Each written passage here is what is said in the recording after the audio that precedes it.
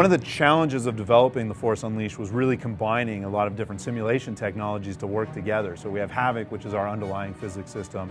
We have digital molecular matter, or DMM, which simulates the way that materials behave in the real world based on real world properties.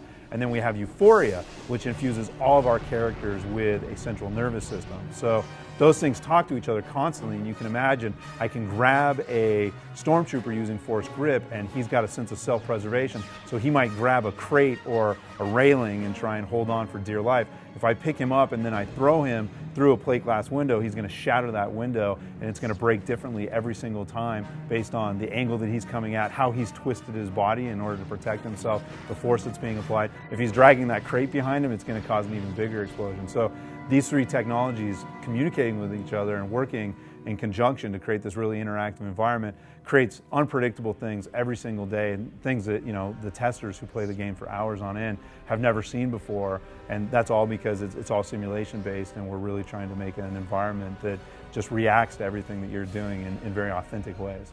We're releasing The Force Unleashed on multiple platforms, so Xbox 360, PlayStation 3, PS2, PSP, the Wii, and the DS. And each platform offers its own kind of unique experience. We are following the same storyline, and you play the same character, and we're still delivering on The Force Unleashed, but each platform does it in slightly different ways. So on the DS, you have access to all of these force powers at kind of the flick of a wrist. So you're able to really easily string together force power combos, combining lightning with force push or lightning with a lightsaber attack, for example, with just a really quick, you know, gesture on the stylus. With the Wii, obviously, we have the Wiimote, which you get to use to wield the lightsaber, and we're trying to make it a very accessible and visceral experience. So you can stab and you can swing the lightsaber left and right and up and down, but it's very fluid, and you can combine it really easily in order to chain together lightsaber attacks, and then also combine it with gestures and button presses on the Wiimote in order to combine those lightsaber attacks with force power. So you might imbue your lightsaber with a lightning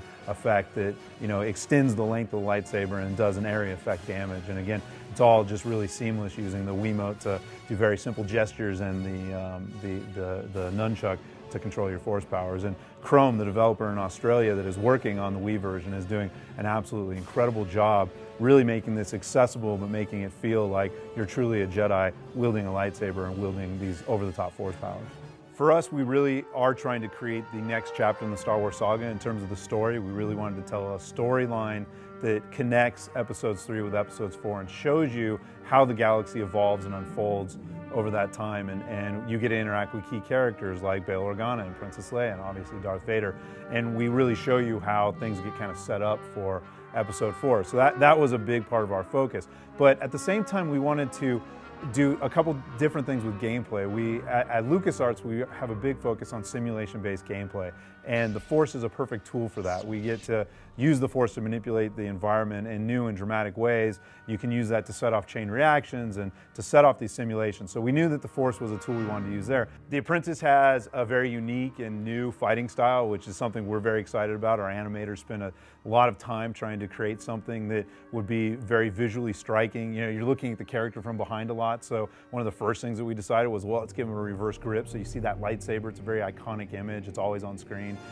But we also wanted him to feel very athletic and very fast and have very quick strikes and be able to dash and move very quickly. And again, that being able to flip that lightsaber around and attack, you know, really quickly, almost from a stealth position, was what we focused on. So you start off as Darth Vader's secret apprentice, but through twists and turns in the story, that's not necessarily how you're going to end up. And we are offering you a chance for redemption at the end. Now, you know, how players decide, you know, to allow that to play out is kind of up to them. But there is, you know, there is that chance for redemption at the end of the game.